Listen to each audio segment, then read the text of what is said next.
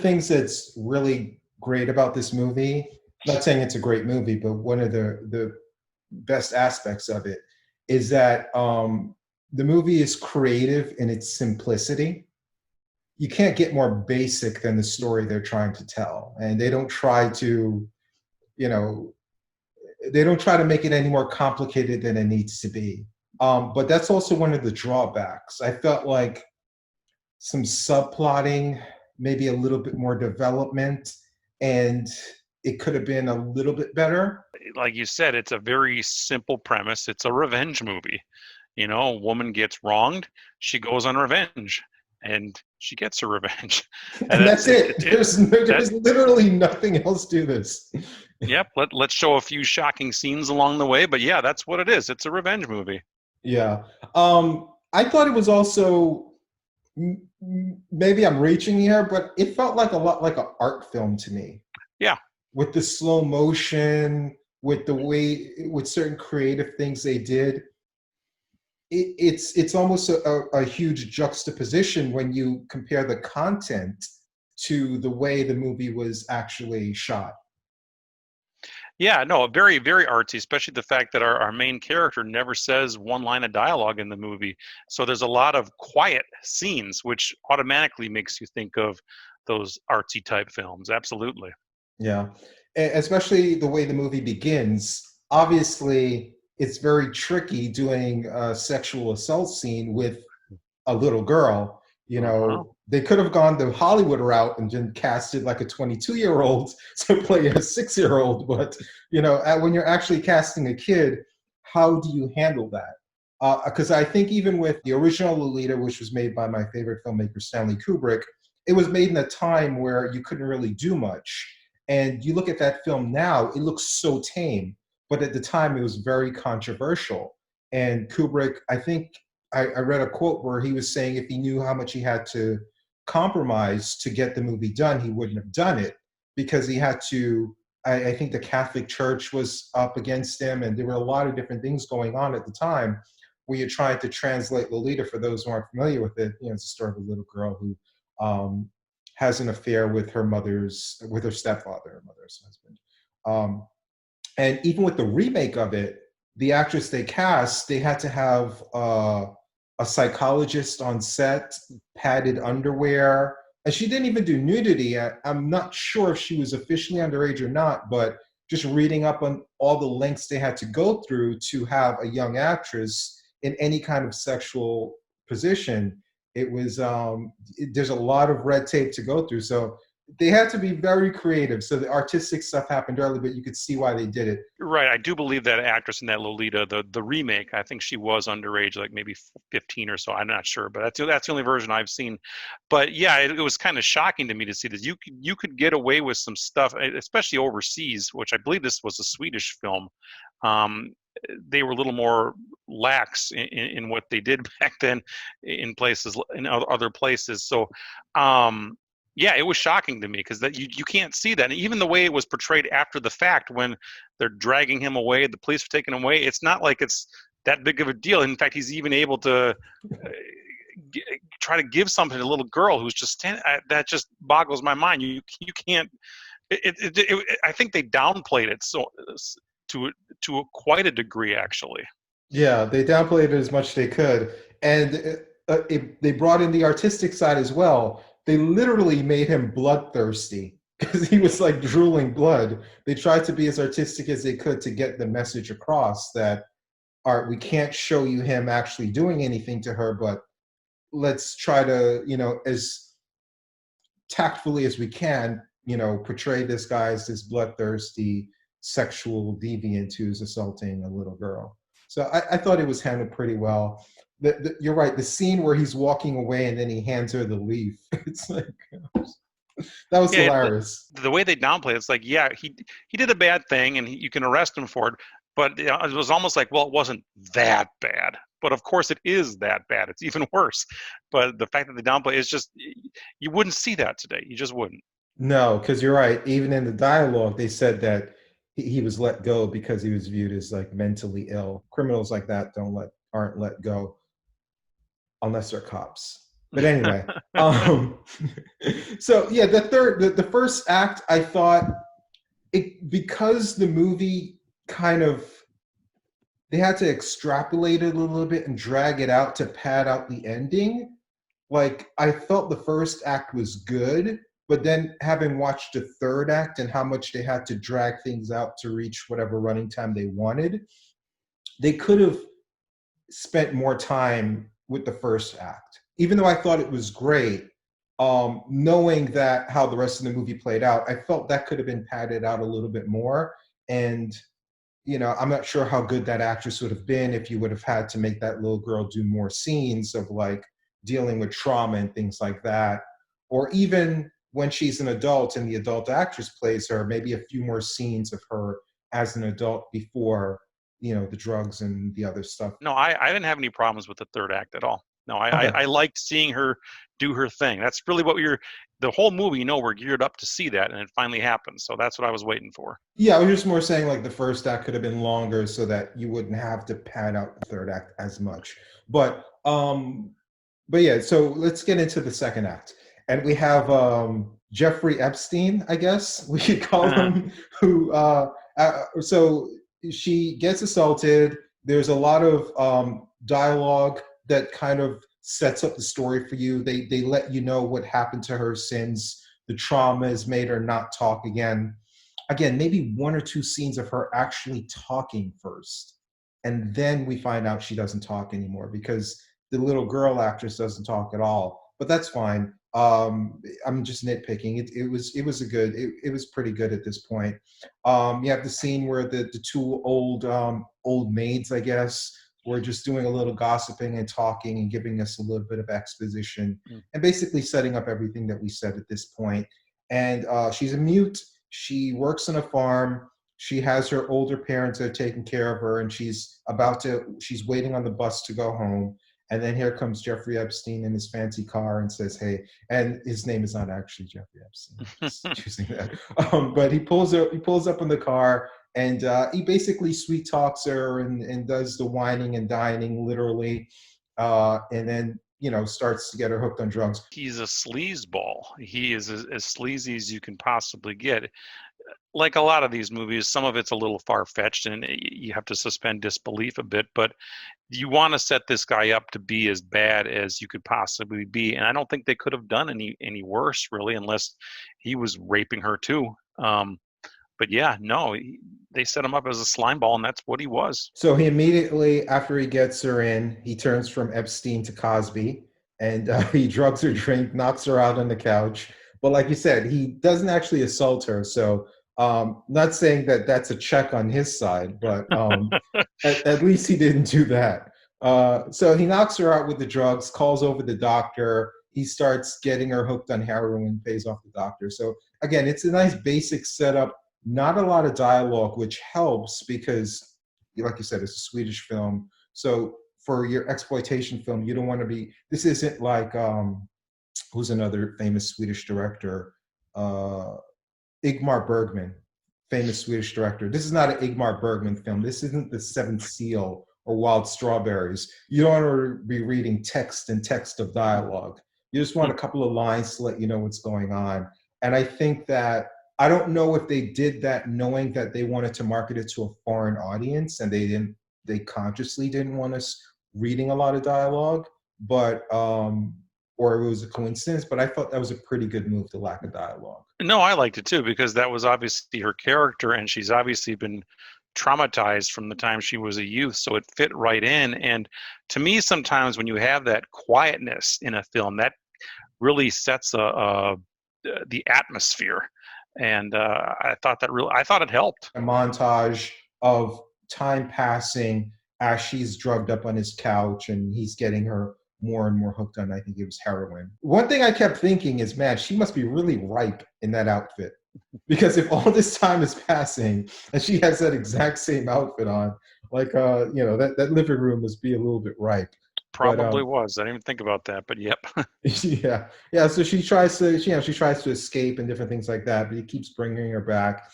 And I thought this was handled fine. The passage of time and her being addicted to addicted to drugs. I'm not sure necessarily that's how that works with the drug addiction, but I thought the movie handled it fine. Yeah, I mean, my only issue there was that at one point, as the film progresses, she does get some freedom and she goes and does her thing, gearing up for the last part of the movie. I'm wondering why she wouldn't have just left. Well, I guess that's why they did the setup with the drugs, is that she's addicted at this point. So Yeah, but I'm thinking, okay, if you do have some freedom, you're able to get away, you could probably find a way to get some help, maybe. I don't know. I mean, obviously, she knew who this guy was, she knew where he was. She could probably have gotten him arrested, and maybe she could have gotten out of there before her parents killed themselves. And uh, I don't know. I don't know. okay, I'm not going to be a good co-host here and be with you on this. I'm going to leave you out on that ledge because there's a lot of backlash of being critical of women who don't leave these situations. And that's what people ask a lot with Jeffrey Epstein, since I brought him up earlier. It's like, why don't you just leave the situation? And it's a psychological hold that these women say, but yeah, I'm going to leave you alone. Yeah, On that no, ledge right there. I wasn't putting it together, but no, you're 100% right about that. Yeah, people who are not involved in that can ask that question. They don't understand.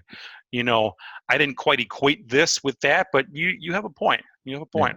Yeah. I mean, obviously, I'm just joking. This is just obviously a movie, so it's completely different context to anything Right. real. So, what did you think of how they handled the parents? So, obviously, the parents are going to want to know where she is. So, the concoction of Jeffrey was to write these letters. And again, this was obviously a very long time ago. There were no emails and text messages and cell phones. So he wrote letters to the parents as the daughter, saying, hey, I hate you. I met someone great. I'm having the time of my life. And he kept writing these letters. And then eventually she finds out about the letters. She makes a friend, and the friend shares a letter with her. And through the reading of the letters, and again, this is where they were a little bit artistic with it. First, they're reading the letters, then we see the parents reading the letters. And that's how we actually visually are able to see the parents without actually having any scenes with them, which I think, again, they could have had actual scenes with the parents that would have padded out the movie and made you care about the parents more. But that's neither here nor there. But eventually the parents, heartbroken, and they commit suicide. And like you said, that's when she actually leaves.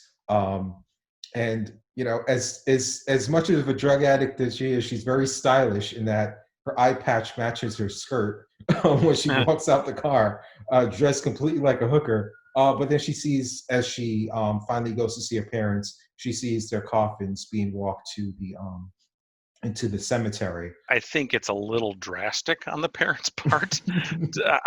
It's hard to believe that, because even if you did lose your daughter, you at least have each other. I don't know. Part of me thinks, oh man, if that daughter would have gotten there 2 days earlier, this wouldn't have happened. But you have to do that to set up. Would she have gone to the lengths that she did in that third part of this movie had that not occurred to her parents? I don't know. Was that the catalyst that brought her over the edge? Probably. Yeah. It's obviously very melodramatic, the way it was handled. But this is a scene that's in a lot of movies where a character, before they do something like really evil, they make their peace with God, and we get them in the church. I think Man of Steel was in a church scene. I Spit on Your Grave had a church scene. A lot of these movies have these, either a church scene or with a Bible, or the character going on their knees, making their peace with God before they all right, now I'm going to really get into this and get into the violent stuff. So I like that touch. I'm not sure, what movie gets the credit for that trope, but this is an old movie, so I'll give it some credit for that. Funny you mentioned I Spit on Your Grave. I literally just watched that again yesterday. And this movie predates that one by a few years. So yeah, why not credit this one? It certainly could have been. And I think whenever we see a scene like that, like in a church or something, it makes you sympathize with the character and be a little more accepting about they're going to do something really nasty next. But the fact that they did that first, okay, we can kind of be okay with it. Yeah. So since this movie is very padded out at this point, I want to talk a little bit more about contextualizing it before we get back into the rest of the movie. So this was in the 70s. And in the 70s, I guess when you watch the progression of film, like, you've watched a lot of films like myself, you had the silent era when films started coming about. You had the talkie eras when they first started using sound. And then you went straight through from the talkies to the 50s, where you had that golden age of Hollywood, where there was a certain way that most films were made. Then when you started getting into the 60s, when television started becoming more popular, you started transitioning more, where you had a lot of big movies to try to get people back into theaters with the musicals and things like that. But by the time you get to the 70s, people are ready for more hard edge stuff. That golden age of Hollywood under the Hays Code, where things were censored, the big bombastic musicals and those things, they weren't really doing it for people. They wanted harder edge stuff. So the 70s brought in a lot of crime, a lot of low budget filmmakers, independent filmmakers, crime thrillers, I think, were the main genre. You had the exploitation, black exploitation, things like that. And this is where movies like this became popular. Just to name a few of the crime thrillers that really defined the 70s in this genre, like Taxi Driver, French Connection, Bonnie and Clyde, Bullet, Death Wish, Dirty Harry, Serpico, Straw Dogs. And a lot of these things, the things that these movies had in common, I guess, also in the time of politically in the 70s, was there was a lot of vigilantism, a lot of anti-heroes, and a lot of capital punishment for criminals. And that's what a lot of these films and the genre kind of sheared. And it rose, you had the rise of like Clint Eastwood, Charles Bronson, Harrison Ford, Steve McQueen, James Corborn, guys like that. Any thoughts on that era of filmmaking? I was also going to say that, like, when you point out the Eastwoods, and that to me kind of ushered in I used to call them one-man gang movies, where you have one tough cop or one tough whatever, and they can manage to take down 40 people. As the 80s progressed, we had your Stallone or Schwarzenegger, or even Die Hard, stuff like that. But you started it with Dirty Harry and Charles Bronson and such. In the 70s, yeah, you're correct. Yeah, yeah. And with these male tough guys that I mentioned, you also had, stars like this, where you had the beautiful girls. And the 70s, again, when you had the Hays Code gone and more edgy filmmaking, you had more violence, which these crime dramas brought, but also a lot more nudity and sex and things like that. And you also had women that were the leads in these movies as well. They obviously weren't as big as stars as the men, but they were generally all beautiful, all comfortable with nudity, and they generally worked in low budget crime and exploitation films. And you had some that were more towards the sex than the violence, like the Laura Gemsners of the world, who starred in a lot of the Black Emmanuel movies. Oh, I'm yeah. not sure if you're familiar with those. You do a lot of Oh God, movies. I have seen I've seen virtually every Emmanuel movie. Yes, whether Yeah. they're the Italian ones or the official ones. Yes, I have plenty of Laura Gemser in my collection.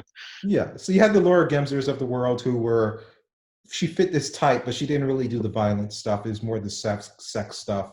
And then you had the Pam Griers of the world, that again, did the nudity and things like that, but it wasn't really more towards sex. It was more towards the action and violence. And then you have our actress here who has Christina Lindbergh, who is kind of a mix of both, with the violence and the sex and things like that. I want to point out Christina Lindberg. I have a few other movies that she's been in. I've reviewed a few of those on my channel. I think she's a beautiful, beautiful actress. And most of the other things I've seen have been more towards the sex side. This was the only one where she kind of, at least that I saw anyway, that ventured into that violence side. Same with Laura Gemser. She had a couple movies where she ventured a little bit into the violent stuff, but hers was mostly the sex stuff too. I love them all. There's a certain, I just love that type of exploitation. A lot of that stuff is garbage, but I enjoy that kind of garbage. So this is a very specific type of revenge movie. This is more of the rape revenge. And I think we mentioned I Spit on Your Grave. We also reviewed Last House on the Left. There's also Miss 45, which came years later. From what I was reading, I don't remember when I saw this movie that we're reviewing, but I read that Kill Bill was the movie that got this movie more noticed and turned it into a cult hit. Do you remember when you saw this? Was it before or after Kill Bill? It was definitely after. I saw Kill Bill in the theater. This movie I only acquired because one of my YouTube followers actually sent it to me for free, which was probably, I want to say, early 2018, so maybe 2.5 years ago. Okay. Oh, you haven't seen it? Oh, okay. I've seen it way much sooner than you then did that. But yeah, I mean, I guess Kill Bill was because I mean, obviously Quentin Tarantino does take a lot from other movies, and he took the eye patch gimmick and a lot of the revenge stuff from this movie and other movies, and he was the one that kind of brought it more into the mainstream light, and I guess that's what made it a cult hit. I don't remember when I saw it. I know it was a long time ago though. So. Yeah, I know he was a huge, huge fan of this movie. But yeah, I was aware of the film. I just never came across it in my travels, and someone just sent it to me out of the blue. So Mhm. All right, so I guess we can get back to the movie then. So let's get into the sex slave stuff because that's what kind of takes up at this point in the movie. She's drugged up, she's addicted, her parents are dead, and at this point, she's just the sex slave, and she's doing it for drugs and a cut of the money. Um, we do have a scene where she loses her eye. That's where her first trick. She kind of scars his face with her nails. I saw this movie a few times. I didn't really fixate on the eye scene that much. But this, for some reason, when I saw it this time, I was like, oh my God, it freaked me out because it looks so real. I was like, holy shit, I don't remember this scene being so real. Because prior to this, when I think of an eye scene, I think of Un Chen Andalou, which is that short film where the guy slices open someone's eye. I'm not sure if you saw it. It's a very popular short film. I Um, actually own the VHS tape, but I've never watched it.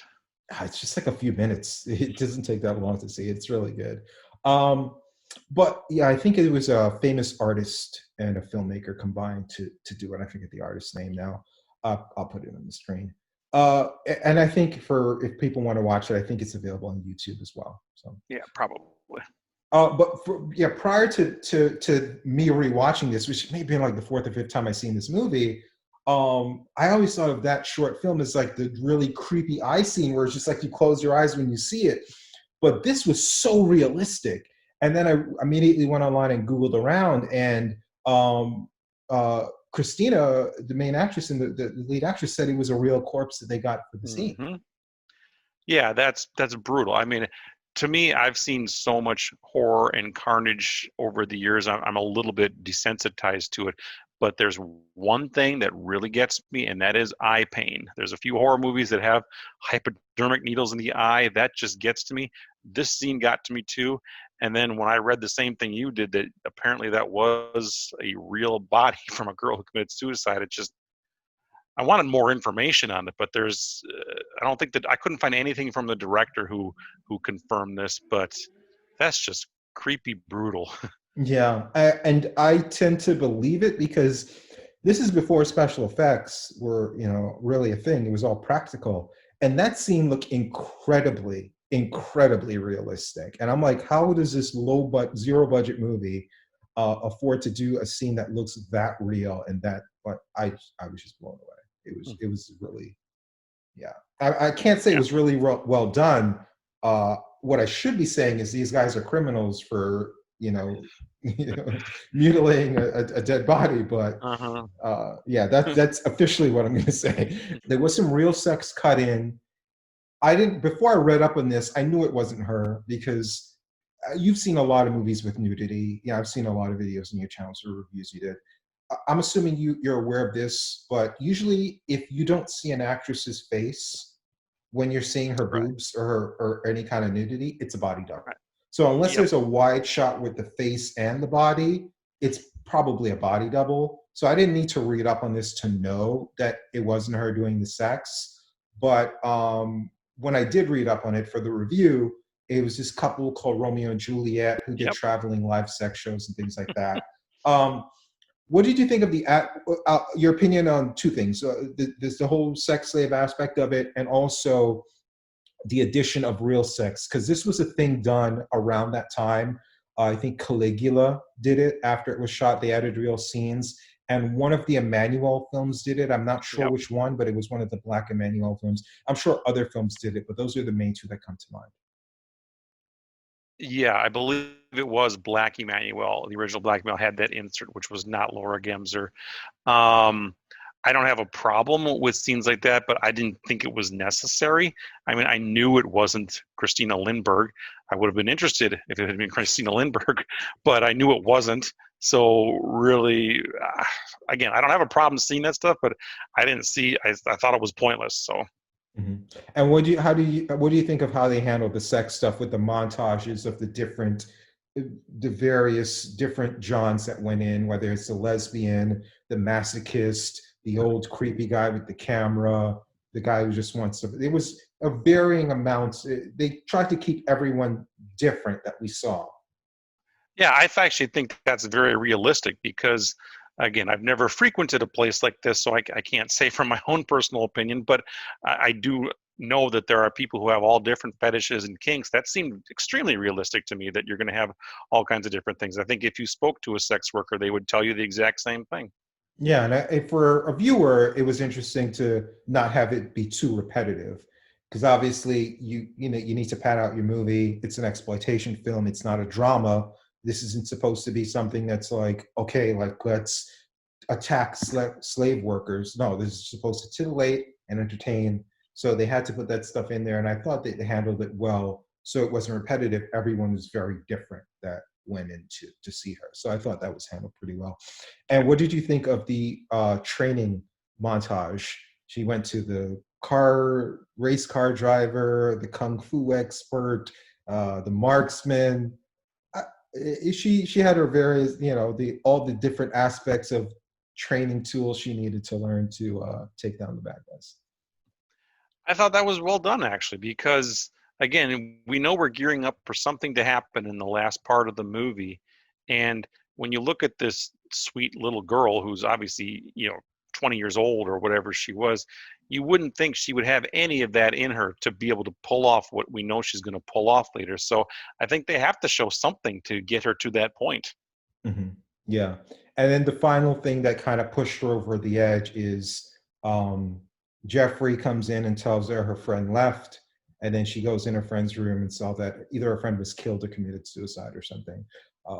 And I thought that was kind of weird. I mean, I don't mind her grabbing the bed, but it looks like she was like sucking the blood out of the sheets. Like, I don't know. There was that a was kind of lot weird. of blood there. There was a Yeah. ton of blood in that scene. Clearly, she didn't just leave. Something happened. Yeah. And Yeah. it was really weird, whatever she was doing there. Yeah, I'm not sure what she would. Maybe the director just said, "Okay, I need to give you 5 minutes." I even know what a Swedish accent sounds like. But kill 5 minutes for me on the bed, and she's just like, "What do I do?" She starts licking the sheets or something. I don't know. But yeah, it was kind of weird the way they handled her performance. But I just viewed the blood as there's not a lot of dialogue. It's visual storytelling, not verbal storytelling, and they're just trying to. And again, I viewed it as more artistic. That okay, like let's make it very clear what happened. And, let's just tell it visually rather than being realistic. Let's just be artistic with it. So I didn't mind all the blood. I mean, for God's sake, I mean, look at Johnny Depp's death in Nightmare on Elm Street. Talk about blood. So. But yeah, so from there, then we get into the third act, which for me, I mean, if I had to break down the acts, this would be my least favorite, by far. And because I had seen the movie so many times already, on this viewing, I actually sped up the end a little bit, just because it seemed like every scene was in slow motion. I mean, I get it for a shot or two, but it seemed like that whole third act was just completely in slow motion. But basically, she gets the drugs from another guy, so she has her fix. She doesn't need the main bad guy. She's done with her training, and then she goes out for revenge and starts killing people. What are your thoughts before we get into the final bad guy, but just the build up to her killing like all the underlings and all the Johns? Again, that's the part of the film we were gearing up to see. Yeah, I thought the slow motion was a little weird. It didn't need to be in there, but what was weird about the most was I thought it was so slow that like when you'd hear the gunshot and then there'd be nothing on the screen for a second or two, and then you see the squib blow.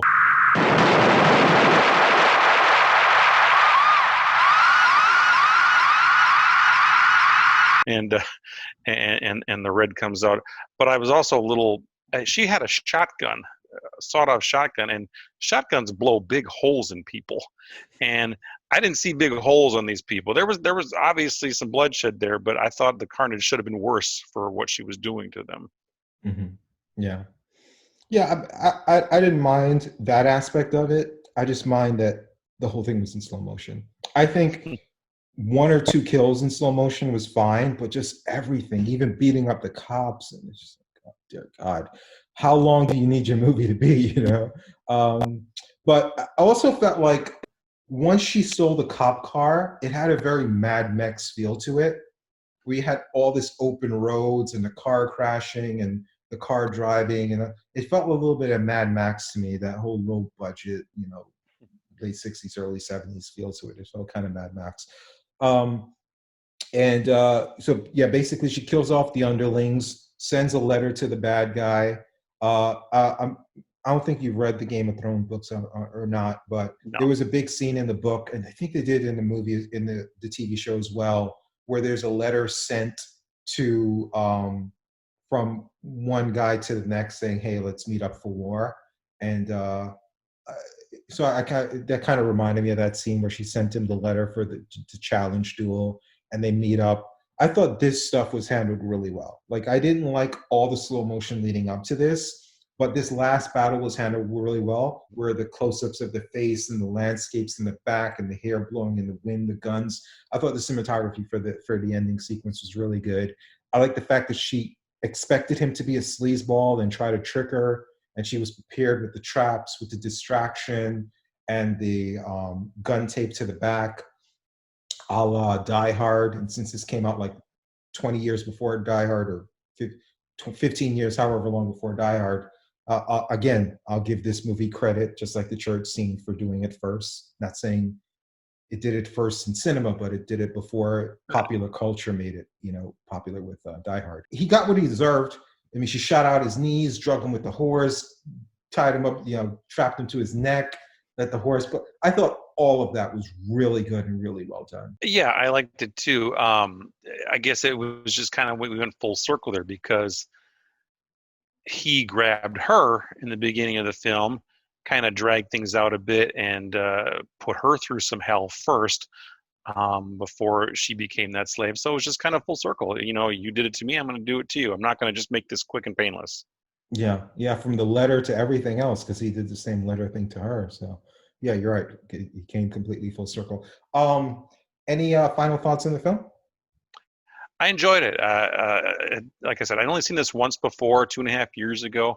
I don't know if it's the kind of film I want to revisit over and over again, but it was quite entertaining. I was more entertained than I was the first time around. So I would definitely recommend this one to fans of the genre. Yeah, and I'll just add one more thing. Christina Lindbergh, her career kind of died off during the late '70s, because she refused to go further from the softcore stuff and do hardcore sex scenes. At least that's what I read up online. And her refusal to do the hardcore sex kind of killed off her career, which made sense because chic porn, which was an actual term, because you had porn films that had a lot of storylines to them during the '70s, and that was an actual like genre. And they would be movies in theaters, and Deep Throat was like a big movie at the time that was actually in theaters. So porn was viewed differently. She didn't want to go the hardcore route, and the softcore route, people really weren't interested. It was either legit movies or porn movies. There wasn't really that in-between market for the softcore movies anymore once the hardcore movies became popular, and they really became popular during the '70s into the '80s with VHS and things like that. So, okay, so as we wrap this movie up, I need to get my fix because I'm jonesing really bad right now.